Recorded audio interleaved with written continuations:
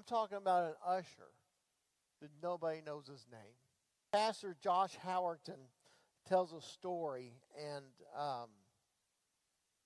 this story's been told for many, many years. Actually, it's written in a book, and we've seen it over and over. But he calls it the most spiritual, significant man in American history who you've never heard of.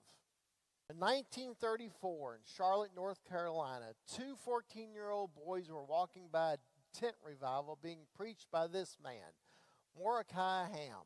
A lot of people knew him, but he wasn't a huge pastor. But what he did was he was an evangelist, and he went around 1930s. He went around and did tent revivals, and he was doing a big tent revival.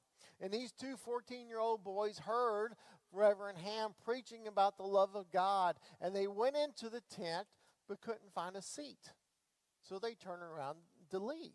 Now these two boys, an usher grabbed them and said, wait a minute, you need to come back. I'll find you seats. If y'all want to stay, I'll find you seats. So the usher brought them back in, got some people to move around a little bit, so two seats were together, and the two boys sat there, and they listened to the whole message. And those two 14-year-olds, on that day of that revival, gave their lives to Jesus Christ. One of those boys' name was Billy Graham. And Billy Graham went on to become the most incredible evangelist, preaching to more people than any other person in the history of our world, helping to lead thousands of people to Jesus. The other little boy, his name was Grady Wilson.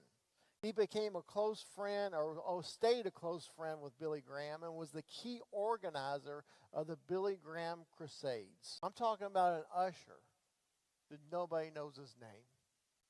Nobody knows nothing about this man other than the fact that he took the Billy Graham Remembers at the age of 14.